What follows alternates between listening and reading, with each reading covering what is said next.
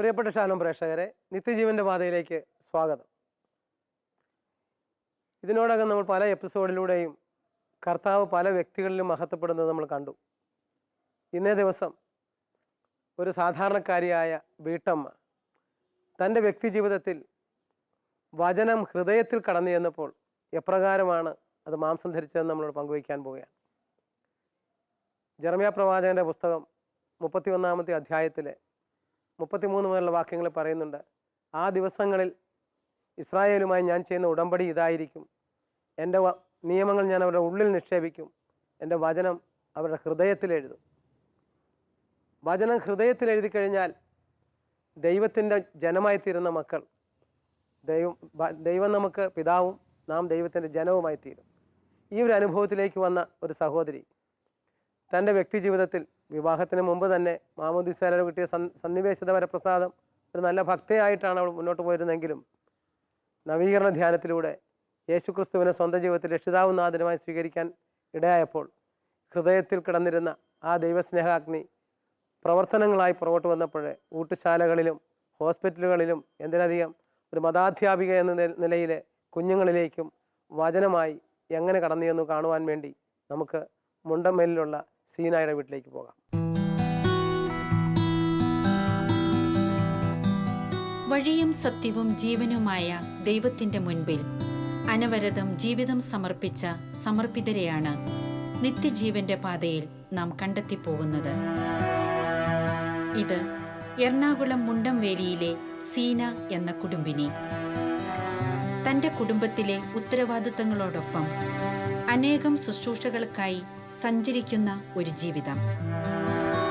രോഗികളെ പരിചരിക്കുകയും അവർക്ക് ആഹാരം നൽകുകയും ചെയ്യുന്ന സെഹിയോൻ ഊട്ടുശാല എന്ന ശുശ്രൂഷയെ സഹായിക്കുന്ന ഒരു വീട്ടമ്മ.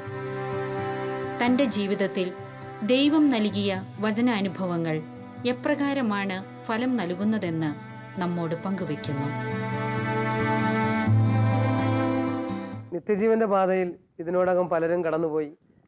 വന്നവർ പലരും വ്യക്തിപരമായ ദൈവാനുഭവം ഉണ്ടാകുമ്പോൾ കർത്താവിൻ്റെ പ്രേക്ഷിതരായി തീരുകയും ആ പ്രേക്ഷിത പ്രവർത്തനം കാരുണ്യ പ്രവൃത്തിയായി മാറുകയും ചെയ്ത അനേകർ കടന്നുപോയി. അവരുടെ ഓരോരുത്തരുടെയും കാരുണ്യ പ്രവൃത്തികൾക്ക് അവരെ പ്രേരിപ്പിച്ച ദൈവാത്മാവിൻ്റെ പ്രവർത്തനങ്ങൾ പലരുടെയും ഇതിനോടകം വന്നു കഴിഞ്ഞു. ഇന്ന് സീനായിലൂടെയാണ് ഈ നിത്യജീവൻ്റെ പാതയിൽ ഈ സന്ദേശം പ്രേക്ഷകർക്ക് ലഭിക്കുന്നത്. സീനായെ നിത്യജീവൻ്റെ പാതയിലേക്ക് സ്വാഗതം ചെയ്യുന്നു. സ്വയം ഒന്ന് പരിചയപ്പെടുത്താമോ? ആരൊക്കെയുണ്ട് വീട്ടിലെന്നൊക്കെ പറഞ്ഞു. എൻ്റെ പേര് സീനാന്ന്. എൻ്റെ ഭർത്താവിൻ്റെ പേര് ആൽബർട്ട്. എനിക്ക് 2 കുട്ടികളുണ്ട്. മൂത്തത് മകൻ, ഇളയത് മകള്. മകൻ പോളിടെക്നിക്കിന് ഫസ്റ്റ് ഇയർ ഈറോഡിൽ പഠിക്കുന്നു. മോള് 10ാം ക്ലാസ് പരീക്ഷ എഴുതിയിരിക്കുന്നു. പിന്നെ എൻ്റെ ഭർത്താവിന് ജോലി കാർപ്പൻ്ററാണ്, ഷട്ടറിങ് കാർപ്പൻ്റർ. ഞാനൊരു പ്ലേ സ്കൂളിൽ വർക്ക് ചെയ്യുന്നുണ്ട്. ഒരു കോൺവെൻറ്റിൽ, സെൻറ്റ് ആൻസ് കോൺവെൻറ്റ് എന്ന് പറയും, മനാശ്ശേരി. ചിലർക്കൊരു ധ്യാനം കൂടിയപ്പോൾ ഉണ്ടാകുന്ന പെട്ടെന്നുള്ളൊരു അനുഭവമായിരിക്കാം ചിലർക്ക് പ്രേക്ഷിത പ്രവർത്തനങ്ങൾ വരുന്നത്. മറ്റു ചിലരിലാകട്ടെ ഒരു സന്നിവേശിത വരപ്രസാദം എന്ന രീതിയിൽ മാമോദീസായിലൂടെ തന്നെ ചിലരിൽ ആരംഭിക്കും. അത് സീന ഏത് രീതിയിലാണ് ഈ പ്രേക്ഷിത പ്രവർത്തനങ്ങൾ ആരംഭിച്ചതെന്ന് പറയാമോ? പ്രേക്ഷിത പ്രവർത്തനം ആരംഭിച്ചെന്ന് പറഞ്ഞാൽ ഞാൻ ധ്യാനത്തിലൂടെയാണ്. അതിക്ക് മുൻപ് ജപമാലയാണ് എൻ്റെ ഏറ്റവും വലിയൊരു. അപ്പോൾ ഞാൻ ജപമാല ചൊല്ലി എന്നും പ്രാർത്ഥിക്കും. എങ്ങനെയും കൊച്ചിലാണെങ്കിലും 2 ജപമാലയെങ്കിലും ഒരു ദിവസം ചൊല്ലാറുണ്ടായിരുന്നു. അത് 4ാം ക്ലാസ് തുടങ്ങിയുള്ളൊരു ഇതായിരുന്നു. പിന്നെ ധ്യാനം കൂടി 93-ലോടുകൂടി ആ ധ്യാനം കൂടി നായിക്കമ്പറമ്പിലച്ഛൻ്റെ ധ്യാനം കൂടിയോടുകൂടി കൂടുതലായിട്ട് ദൈവത്തിലേക്ക് അടുക്കാൻ സാധിച്ചു. അപ്പോൾ ഒത്തിരി പ്രേക്ഷിത പ്രവർത്തനങ്ങൾ ചെയ്യാൻ സാധിച്ചു. അതെങ്ങനെ ധ്യാനം കൂടിയപ്പോൾ ഇതിനൊരു ഒരു കാരണം വേണമല്ലോ? എന്തെങ്കിലും ചുമ്മാ നിന്നപ്പോൾ അങ്ങ് തോന്നിയതാണോ അതോ പ്രാർത്ഥിച്ചപ്പോൾ തോന്നിയതാ? പ്രാർത്ഥിച്ചുകൊണ്ടിരുന്നപ്പോൾ നീ ഇങ്ങനെ ഇരുന്നുകൊണ്ടായില്ല, നിന്റെ പ്രവർത്തനങ്ങൾ ഇതിലോട്ട് പോകണം എന്നുള്ള ആ ഒരു ഉൾപ്രേരണ കിട്ടി. ആ പ്രേരണയോടുകൂടി തന്നെ വീട്ടിൽ വന്നതിന് ശേഷമാണെങ്കിൽ ഇരിക്കാൻ തോന്നിയില്ല. മറ്റുള്ളവരൊക്കെ എന്ത് ചെയ്യാൻ സാധിക്കും, എന്നെ കൊണ്ട് ചെയ്തു കൊടുക്കണമെന്നൊരു തോന്നൽ, എന്നെ കൊണ്ട് എന്ത് സാധിക്കുമെന്ന് ഒരു എന്തെങ്കിലുമൊക്കെ കഴിയുമെന്നുള്ളൊരു തോന്നൽ അതിനോട് തുടർന്ന് ഫസ്റ്റിൽ ഞാൻ ഹോസ്പിറ്റലിലോട്ടാണ് ഞാൻ പോയത്. ഹോസ്പിറ്റലിലോട്ടാണ് പോയത്. അപ്പോൾ വീട്ടിലാദ്യമൊക്കെ ഇങ്ങനെ പോകുമ്പോൾ കല്യാണം കഴിക്കാത്ത അന്നൊരു യുവതിയാണല്ലോ. യുവതിയാണ്, അതുകൊണ്ടിട്ട് അങ്ങനെ ഒരു ഇതൊക്കെ ഉണ്ടായിരുന്നു. രാവിലെ പോയി വൈകുന്നേരം വരുള്ളൂ. ഒരു ദിവസം ഹോസ്പിറ്റലിൽ പോകും. ഒരു 10 മണിയോടുകൂടി പോയെന്നാൽ ഒരു 4 മണിക്ക് തിരിച്ച് അവിടെ നിന്ന് പോലും. കാരണം അവിടെ ചെന്ന് കഴിയുമ്പോൾ ഈ മക്കൾ കൊണ്ടുവന്ന് ഹോസ്പിറ്റലിലാക്കിയിട്ടും അവരെ നോക്കാതെ പോകുന്നവർ ഒത്തിരി പേരുണ്ട്. അപ്പോൾ അവർക്ക് മരുന്ന് സിസ്റ്റർമാർ മരുന്ന് ബെഡിൽ എത്തിച്ചു കൊടുത്തെന്നാലും അത് കഴിക്കാനായിട്ട് സാധിക്കുന്നില്ല. കാരണം വെള്ളം കൊടുക്കാൻ പോകാൻ പറ്റുന്നില്ല, ഭക്ഷണം വാങ്ങിക്കാൻ ചിലപ്പോൾ പൈസ ഉണ്ടാകില്ല, ചിലപ്പോൾ പൈസ ഉണ്ടെങ്കിൽ തന്നെയും വാങ്ങിക്കാൻ പോകാൻ ആരുമില്ല, ആ ഒരു അവസ്ഥയിൽ. അപ്പോൾ അവിടെ നിൽക്കുമ്പോൾ ഞാൻ ചെല്ലുമ്പോൾ അങ്ങനെയുള്ളവർക്ക് പൈസ ഉണ്ടെങ്കിൽ അവിടെ നിന്ന് അത് വാങ്ങിച്ച് ഭക്ഷണം വാങ്ങിച്ച് അവർ കൊണ്ടുവന്ന് കൊടുക്കും. ഇല്ലാത്തവർക്ക് എൻ്റെ കയ്യിൽ ചിലപ്പോൾ ഞാനൊരു 10-25 രൂപയായിരിക്കാം എൻ്റെ കയ്യിലുള്ളത് ആ അന്നേരത്തെ അവസ്ഥയിൽ. അതുകൊണ്ട് പോയിട്ട് അതുകൊണ്ട് പറ്റുന്നത് പോലെ അവർക്ക് ഭക്ഷണം മേടിച്ച് കൊടുക്കും. മെഡിസിൻ അവർക്ക് കൊടുത്തിരിക്കുന്ന ഗുളികകൾ ആ ടൈമിൽ രാവിലെ ഉച്ചക്ക് എന്നുള്ള രീതിയിൽ അത് കൊടുക്കേണ്ടത് അത് കൊടുക്കും. അതിന് ശേഷം വൈകുന്നേരം ആകുമ്പോൾ തിരിച്ചു പോകും. എന്താണ് ഉള്ളിൽ തോന്നുന്നത്? ഭയങ്കര സന്തോഷം, ഒരു എന്താ പറയാൻ പറ്റാത്തൊരു സംതൃപ്തിയാണ് കിട്ടുന്നത്. ശരിക്കും ദൈവത്തെ അതെ അതെ അതെ, ദൈവത്തെ ഞാൻ അവരിൽ കാണുന്നത് ദൈവത്തെയാണ്. അതൊരു അങ്ങനെ തമ്പുരാനെ ശുശ്രൂഷിച്ചുള്ള സന്തോഷം. അങ്ങനെ ആരംഭിച്ചിട്ട് പിന്നെ എങ്ങനെയായി? അങ്ങനെ ആരംഭിച്ച് അത് തുടർന്നുകൊണ്ടിരിക്കുകയാണ്. കാരണം എന്ന് വെച്ചാൽ പിന്നെ കല്യാണങ്ങൾ ആലോചന വന്നു. അപ്പോൾ അതിലോട്ട് പ്രവേശിച്ചു. കല്യാണം കഴിഞ്ഞെങ്കിലും എനിക്കതിന് ഹസ്ബൻഡിൻ്റെ വീട്ടുകാരും ഹസ്ബൻഡും എനിക്ക് സപ്പോർട്ടുണ്ട്. കല്യാണം കഴിഞ്ഞ ഉടനെ ആരംഭിച്ചത്? കല്യാണം കഴിഞ്ഞ ഉടനെ ആരംഭിച്ചില്ല, ഒരു 5-6 മാസം. കാരണം അതായത് കല്യാണം കഴിഞ്ഞ ഉടനെ പ്രഗ്നൻ്റ് ആയി. അപ്പോൾ ആ ഒരു 3 മാസത്തിന് ശേഷം പ്രഗ്നൻ്റ് ആയതിനു ശേഷമാണ് ഞാൻ വീണ്ടും ഇതിൽ തുടങ്ങുന്നത്. പിന്നെ അതിന് ശേഷം ഒരു 3 വർഷത്തേക്ക് പിന്നെ നിന്നു. ഉച്ചയായി കഴിഞ്ഞപ്പോഴേക്കും അതിന് ശേഷം പിന്നെ വീണ്ടും ചെറിയ ചെറിയ പ്രവർത്തനങ്ങളായി. ഇപ്പം വീണ്ടും സജീവമായിട്ടൊരു 10 വർഷം നല്ലോണം എനിക്ക് പ്രവർത്തിക്കാൻ പറ്റുന്നുണ്ട്. എന്തൊക്കെ ചെയ്യുന്നുണ്ട്? അതായത് ഇവിടെ ക്യാൻസർ ഹോസ്പിറ്റലിൽ പോകാറുണ്ട്. അവിടെ പോയി ഇതുപോലെ രാവിലെ പോയാൽ വൈകുന്നേരം വരെ കഴിയാവുന്നത് എന്തും അവർക്ക് കുളിപ്പിക്കുക, അവരെ എങ്ങനെയൊക്കെ ശുശ്രൂഷിക്കാൻ പറ്റുക ആ രീതിയിൽ വ്രണങ്ങൾ അത് ഇതൊക്കെ ക്ലീൻ ചെയ്യും. ആ രീതിയിലെല്ലാം ചെയ്തു കൊടുക്കും. പിന്നെ അതുപോലെ തന്നെ ആഴ്ചയിൽ ഒരു ദിവസം ചൊവ്വാഴ്ച ദിവസം ഫോർട്ട് ആസ്പത്രി ഫോർട്ട് വെച്ചിലുണ്ട്, അവിടെ ഭക്ഷണം കൊണ്ടു കൊടുക്കാൻ പോകും. ആ പോകുന്ന സമയത്ത് അവിടെ ഒരു ഉച്ചയോടുകൂടിയേ പോരുള്ളൂ. തിരിച്ചു പോരുമ്പോൾ ഉച്ച കഴിയും.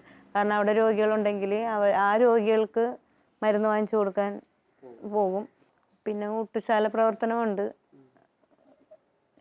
ഊട്ടുശാല എന്ന് പറയുമ്പോൾ എങ്ങനെയാണത്? അത് ഞങ്ങൾക്ക് എന്ന് വെച്ചാൽ പള്ളിയുടെ മുണ്ടമേരി പള്ളിയിൽ തന്നെ ഉള്ള ഒരു ഇതാണ് സെഹിയോൻ ഊട്ടുശാല എന്ന് പറയും. അതിൻ്റെ പ്രവർത്തനം എന്ന് വെച്ചാൽ ഞങ്ങൾക്ക് 6 ദിവസം പ്രവർത്തനമുണ്ട്. അപ്പോൾ ഒരു ആഴ്ചയിൽ ഒരു ദിവസം 2 ശുശ്രൂഷകരാണ് വരുന്നത്. അവർ അപ്പം ഞാൻ ശനിയാഴ്ച ദിവസമാണ് എൻ്റെ ദിവസം. ഞാൻ ശനിയാഴ്ച ഒറ്റക്കാണ്. ചിലപ്പോൾ ആരെങ്കിലും ഉണ്ടാകും, ചിലപ്പോൾ ഒറ്റക്കായിരിക്കും. അവർക്ക് ഭക്ഷണങ്ങളെല്ലാം വെച്ച് അവർക്ക് വരുന്നവർ അവിടെ 15 പേര് 20 പേരുണ്ട്. പിന്നെ അവർക്ക് രാത്രിത്തേക്കുള്ള ഭക്ഷണവും കൊടുത്തു വിടും. അവർക്ക് വേവിച്ച് വിളമ്പി കൊടുത്തു, കഴിച്ചു ക്ലീൻ ആക്കിയതിന് ശേഷം തിരിച്ചു പോരും. അശരണർക്കും ആലംബഹീനർക്കുമായി കൊച്ചി രൂപത ഒരുക്കിയിരിക്കുന്ന ഭക്ഷണ ശുശ്രൂഷയായ സെഹിയോൻ ഊട്ടുശാല എന്ന ശുശ്രൂഷയുടെ ഒരു മുൻനിര പ്രവർത്തകയായി ഈ വീട്ടമ്മ പ്രവർത്തിക്കുന്നു. ഭക്ഷണം നിർമ്മിച്ച് അത് പാവങ്ങൾക്ക് വിളമ്പി നൽകി ഇവർ സമൂഹത്തിന് നന്മയുടെ പുതിയ വെളിച്ചം പകരുന്നു. കൊച്ചി രൂപതയിൽ പ്രവർത്തിക്കുന്ന വളരെ ശ്രദ്ധേയമായ ഒരു പരിപാടിയാണ് സെഹിയോൻ ഊട്ടുശാല. 2003 ജാനുവരി 1 മുതൽ ഈ പ്രവർത്തനം രൂപതയിൽ തുടങ്ങി. ഇന്ന് ഏതാണ്ട് 23ഓളം ഊട്ടുശാലകൾ പ്രവർത്തിക്കുന്നുണ്ട്. രൂപതയിൽ പ്രവർത്തിച്ചു തുടങ്ങിയ 5ാമത്തെ ഊട്ടുശാലയാണ് ഈ മുണ്ടമ്പേരിയിലുള്ളത്. ഓരോ ദിവസവും സാധുക്കളായ പാവപ്പെട്ടവരായ ആൾക്കാർ ഇവിടെ വരികയും ഇവിടെ പാകം ചെയ്യുന്ന ഭക്ഷണം ആസ്വദിക്കുകയും ചെയ്യുന്നു. വാസ്തവത്തിൽ കുടുംബത്തിൻ്റെ ഒരു അന്തരീക്ഷമാണ് നമുക്ക് ഇവിടെ കൊടുക്കുവാൻ കഴിയുന്നത്. ദിവ്യകാരുണ്യ സംസ്കാരം എന്നാണ് ഞങ്ങൾ ഇതിനെ വിശേഷിപ്പിക്കുന്നത്. യേശുനാഥൻ തന്നെ മുറിച്ച് വിളമ്പിയതുപോലെ തന്നെ ഇവിടെ വരുന്ന ഓരോരുത്തർക്കും ഈ പങ്കുവയ്ക്കലിൻ്റെയും സ്നേഹത്തിൻ്റെ അനുഭവം പകരുന്ന ഒരു പ്രവർത്തനമാണ് സെഹിയോൻ ഊട്ടുശാലയിലൂടെ അനുദിനം ഞങ്ങൾ നൽകി വരുന്നത്. ഈ പ്രസ്ഥാനത്തോട് ബന്ധപ്പെട്ട് ധാരാളം പേര് പ്രവർത്തിക്കുന്നുണ്ട്. വീട്ട് അമ്മമാരും അതുപോലെ വിവിധ മേഖലകളിൽ ജോലി ചെയ്യുന്നവരും ഇതുമായി ബന്ധപ്പെട്ട് പ്രവർത്തിക്കുന്നുണ്ട്. സിനയെ പോലുള്ള ഒരു കുടുംബിനി ഇതിനുവേണ്ടി സമയം കണ്ടെത്തുന്നതിൽ ഏറെ സന്തോഷമുണ്ട്. ദൈവം അവളെ പ്രത്യേകം അനുഗ്രഹിക്കട്ടെ എന്ന് ഞാൻ പ്രത്യേകം ആശംസിക്കുകയാണ്. കൊച്ചി രൂപതയിലുള്ള 25ഓളം ഊട്ടുശാലകളിൽ വെച്ച് നോക്കുകയാണെങ്കിൽ 2 നസ്രത്ത് ഇടവകയിലാണ് പ്രവർത്തിക്കുന്നത്. ഒന്ന് ഈ കോളനി പ്രദേശത്തോടു കൂടിയ ഈ ബീച്ച് റോഡിലും, മറ്റൊന്ന് പള്ളി കേന്ദ്രീകരിച്ചും. കൊച്ചി രൂപതയിൽ തന്നെ ഏറ്റവും കൂടുതൽ കുടുംബങ്ങളുള്ള ഇടവകയാണ് നസ്രത്ത് ഇടവക. ഈ ഇടവകയിൽ നടത്തുന്ന ഏറ്റവും വലിയ ആതുര ശുശ്രൂഷയിലൊന്നാണ് ഈ ഊട്ടുശാല സംരംഭം. ഇത് ഈ പ്രദേശവാസികളുടെ ഔദാര്യപൂർണമായ സഹകരണത്തോടു കൂടിയാണ് നടന്നു പോരുന്നത്. ഏതാണ്ട് 40 അംഗങ്ങൾ ദൈനംദിനം ഇവിടെ വന്ന് ഭക്ഷിക്കുന്നു. തീരെ നിവൃത്തിയുള്ള കുടുംബങ്ങളിൽ അവർ അത്താഴം കൂടി ശേഖരിച്ചുകൊണ്ടാണ് ഇവിടെ നിന്ന് പോകുന്നത്. ഇതിൻ്റെ കൺവീനറായി പ്രവർത്തിക്കുന്ന മാഗി ജോസഫിൻ്റെയും മറ്റ് 9 കുടുംബിനികളുടെയും നിസ്വാർത്ഥമായിട്ടുള്ള സേവന തൽപരതയാണ് ഇതിൻ്റെ വിജയരഹസ്യം. രാവിലെ ഏതാണ്ട് 9 മണി മുതൽ ഉച്ചയ്ക്ക് 3 മണി വരെ അവർ മുഴുവൻ സമയം ഇവിടെ ചെലവഴിച്ചുകൊണ്ടാണ് ഭക്ഷണങ്ങൾ തയ്യാറാക്കുന്നതും വിതരണം ചെയ്യുന്നതും. ഏറ്റവും വലിയ ഉത്തരവാദിത്വത്തോടുകൂടി ഒരുപക്ഷെ ചില ദിവസങ്ങളിൽ അധികം ആൾക്കാർ എത്തിച്ചേരാറുണ്ട്. അപ്പോഴൊക്കെ അവരുടെ ഭവനങ്ങളിൽ നിന്നുള്ള ആഹാര സാധനങ്ങൾ പോലും ഇവിടെ കൊണ്ടുവന്ന് എല്ലാവരുമായി പങ്കുവെച്ച് വലിയ ക്രിസ്തു സ്നേഹത്തിൻ്റെ സാക്ഷ്യം യാഥാർത്ഥ്യവൽക്കരിക്കുന്നത് നമുക്കിവിടെ കാണുവാനായിട്ട് സാധിക്കും. ഇതിന് ഏറ്റവും ഉപരിയായി ദൈവത്തിന് നന്ദി പറയുന്നു. കൊച്ചി രൂപതയിൽ പട്ടിണിപ്പാവങ്ങൾക്ക് വേണ്ടി രൂപീകരിച്ചിട്ടുള്ള ഒരു സംഘടനയാണ് സഹിയോൻ പ്രേക്ഷിത സംഘം എന്ന് പറയുന്നത്. പൊതിച്ചോറ് വിതരണം, അതുപോലെ തന്നെ സഹിയോൻ ഊട്ടുശാലകൾ ഒക്കെയാണ് ഇതിൻ്റെ പ്രവർത്തനങ്ങൾ. ഈ ഇടവകയിൽ 2 സ്ഥലങ്ങളിലാണ് ഊട്ടുശാല നടന്നുകൊണ്ടിരിക്കുന്നത്. ഇവിടുത്തെ വികാരിയച്ചൻ ഒക്കെ ഇതിൽ ഒത്തിരി പങ്കാളികളാണ്. ഒത്തിരി ആൾക്കാരാണ് പല സ്ഥലങ്ങളിലും ഈ ഭക്ഷണം കൊടുക്കുവാനായിട്ട്, പട്ടിണി പാവങ്ങൾക്ക് വേണ്ടി ഭക്ഷണം കൊടുക്കുവാനായിട്ട് മുന്നോട്ട് കടന്നു വരുന്നത്.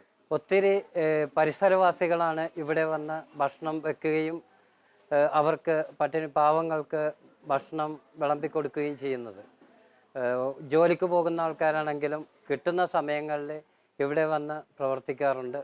എന്തെങ്കിലും ഉള്ളിൽ തറങ്ങി നിൽക്കുന്ന ഏതെങ്കിലും രോഗികളെ ശുശ്രൂഷ സംഭവങ്ങൾ ഓർമ്മയിലുണ്ടോ? ഉണ്ട്. അത് എന്ന് വെച്ചാൽ എനിക്ക് ഒരു 18 വയസ്സുള്ളപ്പോഴാണ് അത്, കല്യാണത്തിന് മുൻപ്. കാരണം ലൂർദ് ഹോസ്പിറ്റലിൽ ഇതുപോലെ എൻ്റെ അമ്മച്ചി ഹോസ്പിറ്റലിൽ കിടക്കുന്ന ടൈമിൽ ഒരു അമ്മച്ചിനെ കൊണ്ടുവന്നായിരുന്നത് വാർഡിലായിരുന്നു. പക്ഷെ ഞാൻ റൂമിലായതുകൊണ്ട് അറിഞ്ഞില്ല.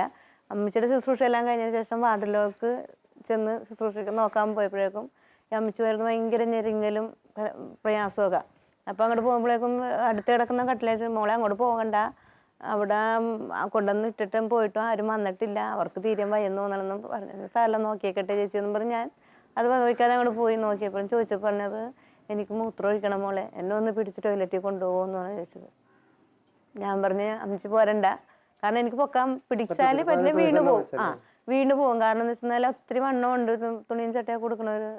ഞാൻ അമ്മച്ചി വരണ്ട, ഞാൻ പാത്രം എടുത്തുകൊണ്ട് വരാമെന്ന് പറഞ്ഞപ്പോൾ വേണ്ട മോളെ എന്നൊന്ന് പിടിച്ചെന്നാൽ മതി. സമ്മതിച്ചില്ല. ഞാൻ പോയി പാത്രം എടുത്തുകൊണ്ട് വന്ന് സ്ക്രീൻ കൊണ്ടുവന്ന് വെച്ച് മൂത്രം ഒഴിപ്പിച്ച്. അപ്പം ബെഡിലൊക്കെ വീണു പറ്റാത്ത അവസ്ഥയിൽ അതെല്ലാം ക്ലീൻ ചെയ്തു, അതെല്ലാം മാറ്റി വേറെ ഡ്രസ്സ് ഉടുപ്പിച്ച് എല്ലാം കഴിഞ്ഞ് പിന്നെ ദാഹിക്കണ മോളെ ഇത്തിരി വെള്ളം വേണമെന്ന്. അപ്പോൾ രാവിലെ കൊണ്ടുവന്ന് അഡ്മിറ്റ് ചെയ്തിട്ട് ആരും വന്നിട്ടില്ല. 12 മണിയായിട്ട് ആരും തിരിഞ്ഞു നോക്കിയിട്ടില്ല. അങ്ങനെ ഞാൻ പോയി പിന്നെ ചായ വാങ്ങിച്ചുകൊണ്ടു കൊടുത്ത് ചായ കുടിപ്പിച്ച് പിടിച്ചു. അപ്പോൾ എല്ലാം കൊണ്ട് സ്വസ്ഥമായപ്പോഴേക്കും പറഞ്ഞ് ആശ്വാസം, ഭയങ്കര ആശ്വാസം അമ്മച്ചിയുടെ മുഖത്ത്. അപ്പോൾ പറഞ്ഞു മോളെ ദൈവം അനുഗ്രഹിക്കോട്ടാന്നൊരു വാക്ക് എന്നോട് പറഞ്ഞായിരുന്നു. അപ്പം ഞാൻ തിരിച്ചും പറഞ്ഞു അമ്മച്ചി എനിക്ക് വേണ്ടി പ്രാർത്ഥിക്കണമെന്ന് പറഞ്ഞു. ആ മോളെ എന്നും പറഞ്ഞു. അത്ര തന്നെ. ഇപ്പം ഞാൻ വരാം, എൻ്റെ അമ്മച്ചിയുടെ അടുത്തോട്ട് പൊട്ടിട്ടാന്ന് പറഞ്ഞ് ഞാൻ റൂമിലോട്ട് പോയി. പിന്നെ അതിന് ശേഷം ഒരു 4 മണിക്കൊന്ന് വന്ന് നോക്കി. അപ്പോഴും ആരും വന്നിട്ടില്ല. ആ കിടപ്പ് തന്നെ അങ്ങനെ തുടർന്ന് നടക്കണം. അതിന് ശേഷം ഇപ്പോൾ ഒരു 10 മണിയൊക്കെ ആയപ്പോഴേക്കും ഭയങ്കര ബഹളവും കരച്ചിലും ഒക്കെ കേട്ടു. അങ്ങനെ ഞാൻ വാതിൽ തുറന്ന് നോക്കിയപ്പോഴേക്കും അവർ ചേച്ചിയോട് ചോദിച്ചാൽ എന്താണ് പ്രശ്നം എന്താണെന്ന് വെച്ചാൽ പറഞ്ഞു അമ്മച്ചി മരിച്ചു പോയി, മോളൊന്ന് മൂത്രമൊഴിപ്പിച്ച് അമ്മച്ചി മരിച്ചു പോയി എന്ന് പറഞ്ഞു. അപ്പോൾ കണ്ടപ്പോൾ അപ്പോൾ അത് കേട്ടപ്പോൾ ഭയങ്കര വിഷമം. പക്ഷേ അപ്പോൾ കൊണ്ടുപോയി, കാണാൻ പറ്റിയില്ല എനിക്ക്. ആ ഒരു അനുഭവം ഭയങ്കര എനിക്ക് എപ്പോഴും, കാരണം ദൈവം എന്നെ അനുഗ്രഹിക്കുമ്പോൾ എന്ന ആ ഒരു വാക്ക് എൻ്റെ ഹൃദയത്തിൽ പതിഞ്ഞുപോയി. ദൈവം തന്നെയാണോ വന്നതെന്നുള്ളൊരു തീർന്നുള്ള ഒരു ഇത് എനിക്ക് മക്കള് ഇങ്ങനെയുള്ള അമ്മമാരെ നോക്കാതെ ആ ഒരു വേദനയൊക്കെ ഉണ്ടായിരുന്നു. സീന ടീച്ചറുടെ ജീവിതാനുഭവം എനിക്ക് തന്നെ ഒരു പുതിയ അനുഭവമാണ്. ഞാൻ ആദ്യമായിട്ട് ഈ കടൽ തീരത്ത് എൻ്റെ സേവനം തുടങ്ങിയപ്പോൾ ഞാൻ ആദ്യം കണ്ടത് ഈ മനാശ്ശേരിയിലെ സീന ടീച്ചറെയാണ്. കാരണം സീന ടീച്ചർ നമ്മളോടൊത്ത് പ്രവർത്തിക്കുന്ന ഒരു വ്യക്തിയാണ്. പക്ഷെ ഒരു ടീച്ചർ എന്നതിലൊരു ഉപരി കുട്ടികളുടെ ഒരു അമ്മയായിട്ട്, മാതാപിതാക്കൾക്കൊരു കൂട്ടുകാരിയായിട്ട്, ഞങ്ങൾക്കൊരു സഹപാഠിയായിട്ട് എനിക്ക് പലപ്പോഴും അനുഭവപ്പെട്ടിട്ടുണ്ട്. ഇനി ടീച്ചർ വിദ്യാലയത്തിലാണെങ്കിൽ ആ കുട്ടികളുടെ കാര്യം സ്നേഹത്തോടെ ഒരു അമ്മയെപ്പോലെ കൂട്ടുകാരിയെപ്പോലെ നിർവഹിക്കുന്നു. പക്ഷെ തൻ്റെ കുടുംബത്തിൻ്റെ കാര്യം അതുപോലെ താൻ പ്രാധാന്യം കൊടുക്കുന്നുവെന്ന് ടീച്ചറുടെ കുടുംബത്തിൽ ഞാൻ പോയപ്പോൾ എനിക്ക് നല്ലൊരു അനുഭവം ഉണ്ടായിരുന്നു.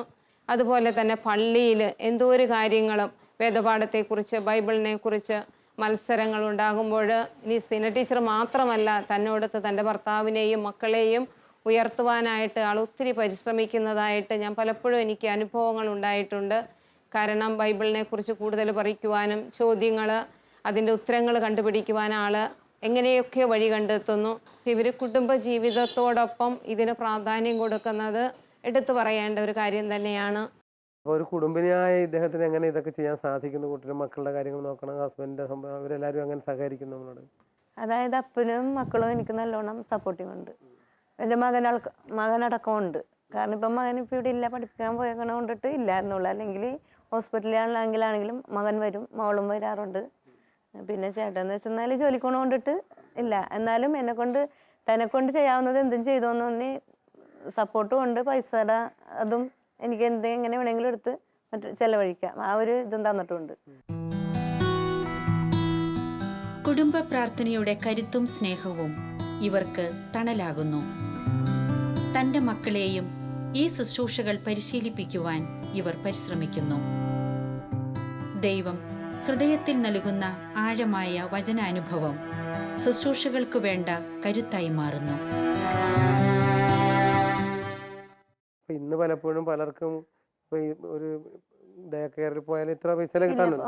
അതുപോലെ ഹസ്ബൻഡാണ് ഒരു കാർപ്പൻ്റർ അല്ലേ? അപ്പോൾ അതിൽ നിന്നുള്ള വരുമാനം കൊണ്ട് പലരും രണ്ട് പിള്ളേരെ പഠിപ്പിക്കാനും വീട്ടിലെ കാര്യങ്ങളും പെരയുടെ കാര്യങ്ങളും എന്നൊക്കെ പറഞ്ഞു കഴിയുമ്പോൾ ചിലർക്കൊക്കെ മിച്ചമില്ലാത്ത കാലമാണ്. എന്നിട്ട് പോലും ഇതിനൊക്കെ നന്നായി സഹകരിക്കാനായിട്ട് അദ്ദേഹം കാണിക്കുന്ന ഒരു നല്ല മനസ്സ് വളരെയധികം ഒരു അനുഗ്രഹമാണ്. കർത്താവിൻ്റെ ഇടപെടലുണ്ടെന്നുള്ള അല്ലേ?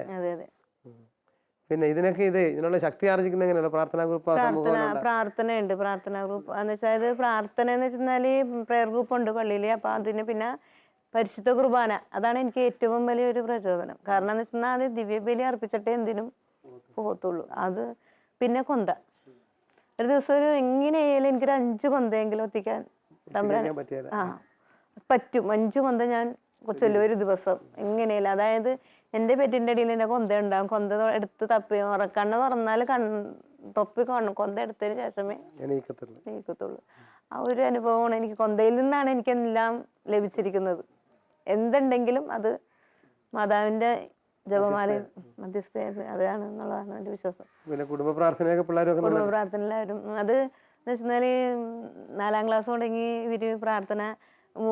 മോള് 3ലും മകൻ 4ലും. ആ ടൈമിൽ ഇവർ എന്നെ ചൊല്ലും, അവരെ കൊണ്ട് ചൊല്ലിപ്പിക്കുക. അതുവരെയും ചേട്ടൻ ദൂരത്ത് പണിക്ക് പോകും. അപ്പം ഞാൻ ഒറ്റക്കായിരിക്കും. പക്ഷേ ഇവർ നല്ല അപ്പുറം ഇരിക്കും. ഞാൻ തന്നെ 2ഉം ചൊല്ലണം, സർവസ്ത്രനായും ചൊല്ലണം, അന്ന് വേണ്ടുന്നത് ഞാൻ ചൊല്ലണം. എങ്കിലും ചൊല്ലുമായിരുന്നു, അങ്ങനെ പോവായിരുന്നു. അതിനുശേഷം ഇവർ 3ലായി കഴിഞ്ഞപ്പോഴേക്കും ഇവരെ കൊണ്ട് ചൊല്ലി അപ്പോൾ ഒത്തിരി സമയം എടുക്കും. സാധാരണ ഇപ്പോൾ ഒരു 3/4 മണിക്കൂർ എടുക്കും. ഇപ്പോഴത്തെ പ്രാർത്ഥനക്ക് അന്നേരം 1.5 മണിക്കൂർ കൊടുക്കുമായിരിക്കും. കാരണം ഇവർ വായിച്ചു വരും.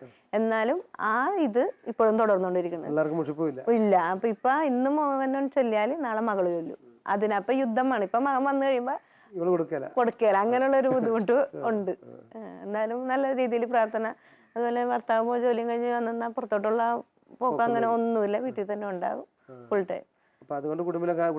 കാര്യത്തിലും അത് എനിക്ക് എന്തുകൊണ്ട് സഹായിക്കും. ജോലിയൊക്കെ ആണെങ്കിലും പുള്ളിക്കാരൻ 6 മണിക്കത്തെ കുർബാനക്ക് പോകും. ഞാൻ 7 മണിക്കത്തെ കുർബാന. അപ്പോൾ എനിക്കെല്ലാം ശരിയാക്കി എല്ലാം വെച്ച് കഴിഞ്ഞതിന് ശേഷം എനിക്ക് 7 മണിക്കത്തെ കുർബാനക്കും പോവാം. ഒരു പിള്ളേർ വചനമൊക്കെ പഠിക്കുന്ന രീതിയിൽ പിള്ളേരൊക്കെ പ്രാർത്ഥിക്കുമ്പോൾ പിന്നെ മകന് ഇച്ചിരി മലയാളത്തിനൊക്കെ വായനയിൽ പ്രയാസം. എന്നാലും ഇത്തിരി ബുദ്ധിമുട്ടുണ്ട്. ഇംഗ്ലീഷ് മീഡിയത്തിൻ്റെ അല്ല, അവനൊരു മലയാളം വായിക്കാൻ ഇത്തിരി മലയാളം എന്ന് മാത്രമല്ല ഇംഗ്ലീഷിലും ഇച്ചിരി ബുദ്ധിമുട്ട് കൊടുത്തിട്ടുണ്ട്. അതുണ്ട്. പിന്നെ മോള് ശരിക്കും വായിച്ചോളും നല്ലോണം വചനം. മറ്റു കഴിവുകളുണ്ടല്ലോ പോളിടെക്നിക്കിൽ. അതെ അതെ അതെ, അങ്ങനെ ഉണ്ട്. പിന്നെ വേറെ എന്തെങ്കിലും പ്രവർത്തനങ്ങൾ ചെയ്യുന്നുണ്ടോ? പിന്നെ വെച്ചാൽ ഞാൻ കാറ്റഗിസം പഠിപ്പിക്കുന്നുണ്ട്. അപ്പോൾ അവിടെ ഈ പിള്ളേരെ നമുക്ക് ഇപ്പോഴത്തെ തലമുറകളങ്ങാട് വളർന്ന് നമുക്ക് ഇടനിലക്കാരെ നമുക്ക് ഇതാക്കിയെടുക്കാൻ പറ്റില്ല. ഇടപ്രായക്കാരെ ഇതാക്കണം. പിള്ളേരിൽ നിന്നാണ് ഇവിടെ 1-ാം ക്ലാസ്സിലാണ് ഞാൻ പഠിപ്പിക്കുന്നത്. അപ്പോൾ ഇപ്രാവശ്യത്തെ ഒരു അനുഭവം വരുന്നു.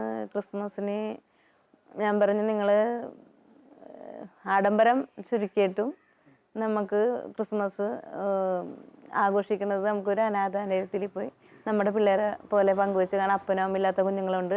അപ്പനമ്മ ഉണ്ടായിട്ട് അവർക്ക് നോക്കാൻ പറ്റാതെ, ഭക്ഷണം കൊടുക്കാതെ, വസ്ത്രം കൊടുക്കാതെയും പാർപ്പിടമില്ലാത്ത മക്കളെ അവിടെ കൊണ്ട് നിർത്തിയിട്ട് നമുക്ക് അവരെപ്പോട് ഒത്തൊരുമിച്ച് പോകാം. അതുകൊണ്ട് നിങ്ങൾക്ക് കഴിവുള്ളത് നിങ്ങൾ ഒരു 300 രൂപയുടെ ഉടുപ്പാണ് എടുക്കണമെങ്കിൽ അതൊരു 250 രൂപയുടെ ആക്കിയെടുക്കുക എന്നൊക്കെ അങ്ങനെ ഒരു ഉദാഹരണം പറഞ്ഞു കൊടുത്ത് പിള്ളേരെ കൊണ്ട് ചെയ്യിപ്പിച്ചു. അപ്പോൾ അതനുസരിച്ച് എന്നിട്ട് നിങ്ങൾ എൻ്റെ അടുക്കൽ നിങ്ങളെ കൊണ്ടാവുന്നത് മിസ്സിൻ്റെ അടുക്കൽ കൊണ്ട് തരണമെന്ന് പറഞ്ഞു. അപ്പോൾ അത് സന്തോഷത്തിൽ ആ മക്കളത് എല്ലാവരും കേട്ടു.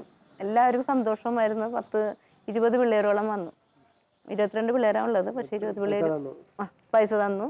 അങ്ങനെ ഒരു 1600 രൂപയോളം എനിക്ക് കിട്ടി പിള്ളേരുടെ നിന്ന്. അപ്പോൾ അങ്ങനെ ഇവർക്ക് കാപ്പിടിക്കും ഒരുമിച്ച് പോകണമല്ലോ. ഇവർക്ക് കാപ്പിടി, അവിടെ ചെന്ന് അവർക്ക് കാപ്പിടി ഒക്കെ ഒരുക്കി. പിന്നെ 3 വണ്ടി എടുത്തു. അതൊക്കെ എൻ്റെ കയ്യിൽ നിന്ന് തന്നെയൊക്കെ എടുത്തു. പിന്നെ അവിടെ ചെന്ന് ഇവരുടെ പ്രോഗ്രാമൊക്കെ ഒന്ന് അവതരിപ്പിച്ചു. ഡാൻസും പാട്ട് ഗെയിമിലൂടെയൊക്കെ അവരെ കൂടെ സന്തോഷിച്ചു. 2 അനാഥാലയങ്ങൾ സന്ദർശിച്ചു. അങ്ങനെ ബോയ്സ് ഹോമും പിന്നെ വേറൊരു ഇതും കൂടി സന്ദർശിച്ചു. അപ്പോൾ അവർക്കൊക്കെ ഭയങ്കര സന്തോഷമായി.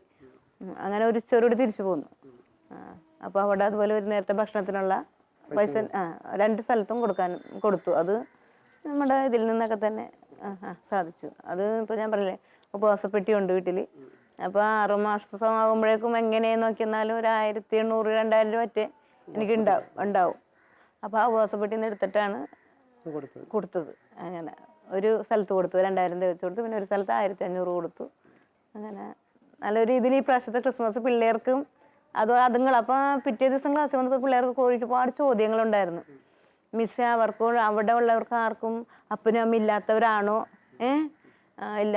പിന്നെ എന്താണ്, അപ്പനമ്മ ഉണ്ടായിട്ടും നോക്കാൻ പറ്റാഞ്ഞിട്ട് ഞാൻ കഴിവില്ലാഞ്ഞിട്ടാണ്. ഞങ്ങൾക്ക് എന്തെല്ലാം ഉണ്ടല്ലേ, ഞങ്ങൾക്ക് ചേട്ടനുണ്ട്, അപ്പച്ചനുണ്ട്, ഞങ്ങൾക്ക് വസ്ത്രമുണ്ട്. പക്ഷെ ഇതൊന്നും ഇല്ലാത്തവരെല്ലാം അവിടെ. അപ്പോൾ ഒരു കുഞ്ഞുമാവ 2 മാസത്തിലുള്ള ഒരു കുഞ്ഞുമാവ ഉണ്ടായിരുന്നു അവിടെ. അപ്പോൾ അതിന് ആര് കൊടുത്തതായിരിക്കുമല്ലോ മിസ്സേ. അങ്ങനെയൊക്കെ കുഞ്ഞു മനസ്സിൽ നിന്ന് ഒരുപാട് ചോദ്യങ്ങളും നമുക്കതിന് വ്യക്തമായിട്ട് മറുപടിയും കൊടുക്കാൻ പറ്റി. അതൊരു വലിയൊരു അനുഭവമാണ് അത്. വാസ്തവത്തിൽ സീനയുടെ ജീവിതത്തിൽ ചെയ്തിരിക്കുന്ന പല ചെറിയ ചെറിയ കാര്യങ്ങളും വളരെ വലിയ ഫലങ്ങളാണ് ഉളവാക്കിയിരിക്കുന്നത്. ഇപ്പോൾ ഈ വിദ്യാർത്ഥികളോട് ഈ കാണിച്ച പരിപാടി പലപ്പോഴും പല അധ്യാപകരും തങ്ങൾക്ക് കൊടുത്തിരിക്കുന്ന പുസ്തകങ്ങളൊന്ന് പഠിപ്പിച്ച് തീർക്കാനുള്ള തത്രപ്പെടലിനും അതിൻ്റെ ടീച്ചിങ് നോട്ടൊക്കെ എഴുതുന്നുള്ള തത്രപ്പെടലിനും ആയിരുന്ന സമയത്ത് സാധാരണ വചനം എഴുതേണ്ടത് തലയിലല്ല, ഹൃദയത്തിലാണ്. ഈ കുഞ്ഞുങ്ങളുടെ ഹൃദയത്തിൽ വചനം എഴുതാൻ സീനയ്ക്ക് കഴിഞ്ഞു. അത് വലിയൊരു കൃപയാണ്. കാരണം കുഞ്ഞുങ്ങളെ കൊണ്ടുവന്ന് അത് കാണിച്ചു. അത് കഴിഞ്ഞ് അവരുടെ ക്വസ്റ്റ്യൻ ഉയർന്നത് തീർച്ചയായിട്ടും അവരുടെ ബുദ്ധിയിൽ നിന്നല്ല, അത് അവരുടെ ഹൃദയത്തിൽ നിന്നാണ്. അപ്പോൾ അത് തീർച്ചയായിട്ടും വചനം ഹൃദയത്തിലെഴുതിയൊരു അനുഭവമാണ്. സഹോദരിയുടെ ആ ഒരു പങ്കുവയ്ക്കൽ വളരെയധികം എന്നെ ടച്ച് ചെയ്തു. ഇതുപോലുള്ള കൊച്ചു കൊച്ചു കാര്യങ്ങളിലൂടെ അനേകം കാര്യങ്ങൾ ചെയ്യാൻ മറ്റു പലർക്കും സീനയുടെ ജീവിതം പ്രേരകമാകും. ഞങ്ങളോട് ഇത്രയും നേരം സഹകരിച്ചതിന് ഏറെ സന്തോഷം. Thank you. ഒരു കുടുംബത്തിലെ ഉത്തരവാദിത്തങ്ങളോടൊപ്പം നമ്മുടെ നാഥന്റെ സുവിശേഷ വയലിൽ ഒരു പ്രേക്ഷിതയായി വേല ചെയ്യുന്നതിൽ ഇവർ അഭിമാനിക്കുന്നു. സ്വർഗീയ സാന്ത്വനം അനേകർക്ക് പകർന്നു നൽകുവാൻ തങ്ങളുടെ ചുറ്റുമുള്ള ഈ ശുശ്രൂഷകളെ ഇവർ ഉപയോഗപ്പെടുത്തുന്നു. മുറിവേറ്റവരെ വച്ചുകെട്ടുകയും തളർന്നവരെ കരം പിടിച്ച് നയിക്കുകയും ചെയ്യുന്ന ദൈവം തൻ്റെ സ്നേഹത്തിൻ്റെ വിരുന്ന് നൽകി ഈ ശുശ്രൂഷകരെ കരുതട്ടെ എന്ന് നമുക്ക് പ്രാർത്ഥിക്കാം. സുവിശേഷം അപ്പമായി മാറുന്ന ഇവരുടെ കൂട്ടായ്മകൾക്കും ശുശ്രൂഷകൾക്കും പ്രണാമം. ശിഷ്യനായ യേശു വിളിക്കുന്നു, സാക്ഷിയായി നിന്നെ വിളിക്കുന്നു.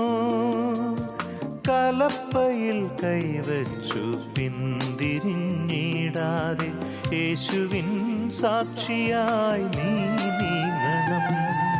ശിഷ്യനായി യേശു വിളിക്കുന്നു.